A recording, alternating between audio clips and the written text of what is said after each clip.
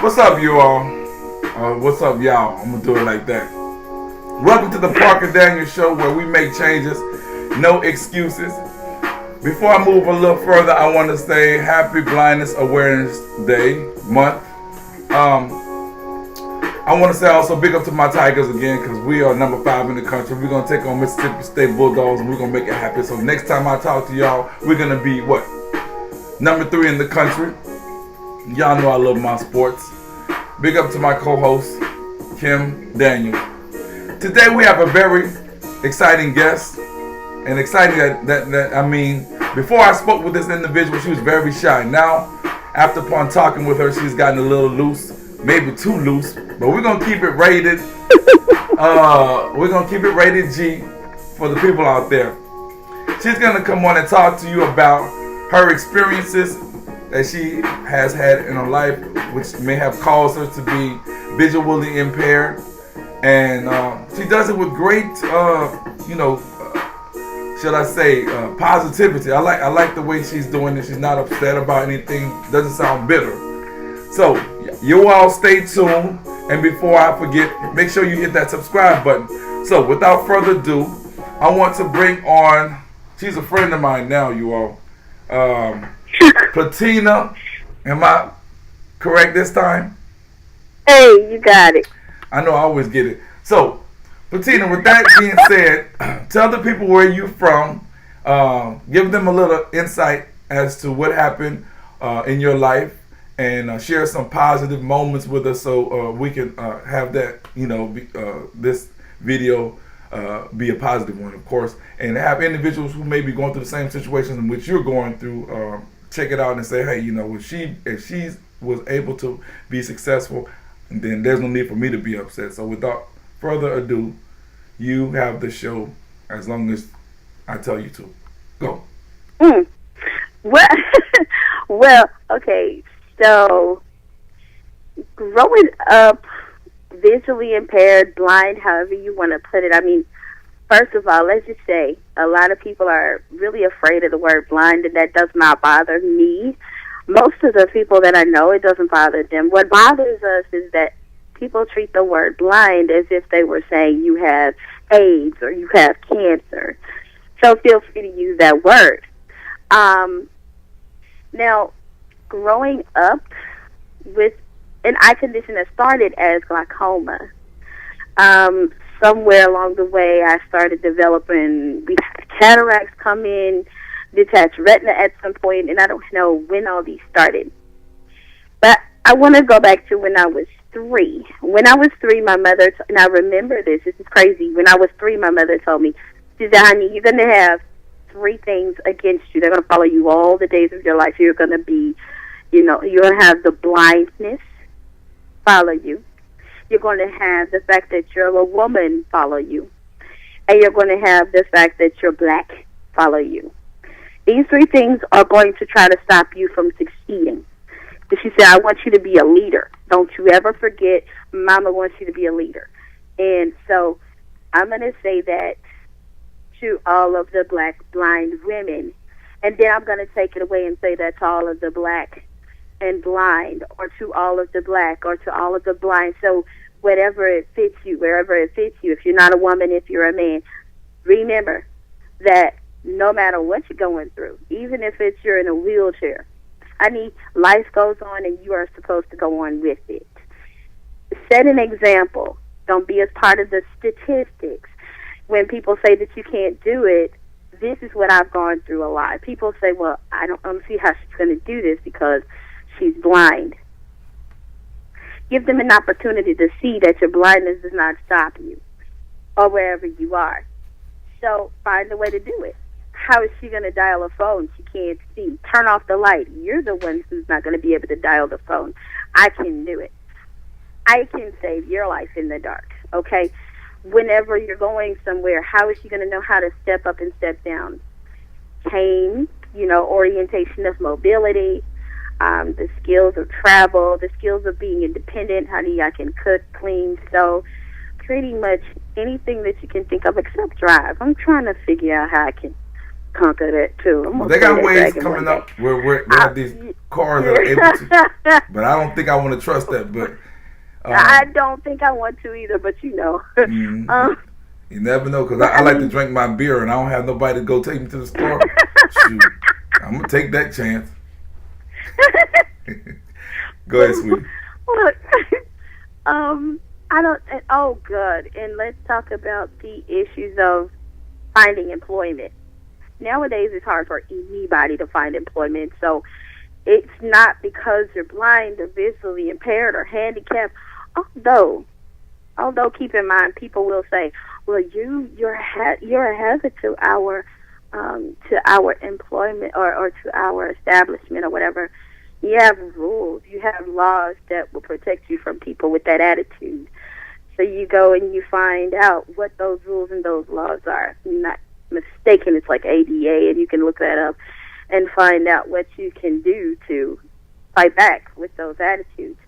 Or employment at home. There's nothing stopping you at home. You know your own house. You know, and you can choose your hours or what have you. And if you just can't find anybody to hire, you hire yourself. I mean, you have a gift. You have a talent that God has blessed you with. And, well, if you don't believe in God, you have a gift and you have a talent that has been installed, not just instilled, installed in you. Something that you can do that nobody else can. I remember I was going to do baskets with fragrances, and my mom says, well, people do that already, but people don't do it like I do it. So, you know, there's the thing that you can, that's why you've got Victoria's Secrets and you've got Bath and Body Works. They do the same thing, but they do not carry the same fragrances, and they don't package their products the same. So be unique. Let that shine. Let that show. So basically trying to encourage and, you know, instill some words of wisdom into those who just don't feel like they can make it past this point. Just as soon as you say, I can't do it, you find a reason to do it, and you find a way to do it. And you can look back and say, well, I did do it, and now you can show somebody else who was in your spot.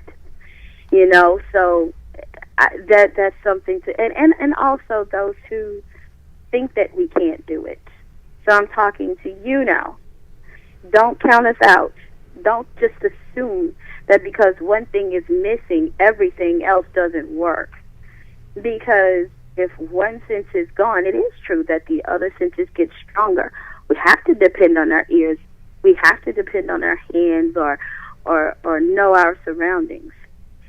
Because now that the eyes are gone, we actually, I like to say, no offense, I like to say we have it better than the sighted. And explain to them why.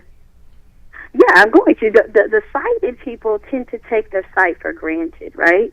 Right. Not even thinking about it, not even realizing it. You take it. It goes back to what I said earlier. You go back and you say, "Well, now that the light is gone, now what am I going to do?" Yeah, well, hell, let me help you. Let me help you. I can do what you want to do. You want to call somebody? Okay, I got you. You can't see the numbers. I know where they are, or et cetera, et cetera. You never know. I mean, cooking and cleaning, finding different ways to. I've seen my mother. Sometimes she cooks and then she washes the dishes, and she washes the dishes and she uses her eyes. Okay, that's it. But she doesn't. She misses. Sometimes there's still a little speck on there that might blend in with the color of the plate or with the spoon. She missed that. So once it dries, it's still there. You don't want to use that. You know, so we tend to feel a little more. Talk about parenting real quick. That is an interesting point. Before you move to the next segue, they had a video of a blind lady that basically said the same that you said. We had just mentioned about she was doing some cleaning work, and as I digress, but it all ties in. And she was talking about how she was showing her kids how to actually clean in terms of they use their eyes and they may miss certain areas, as opposed to her. She's totally blind. She's using her hands, and she definitely can feel and find the texture. And in terms of when she washes dishes, she can determine, okay, there's a little food in there. She's gonna work extra in that particular area. So that is interesting that you brought that up.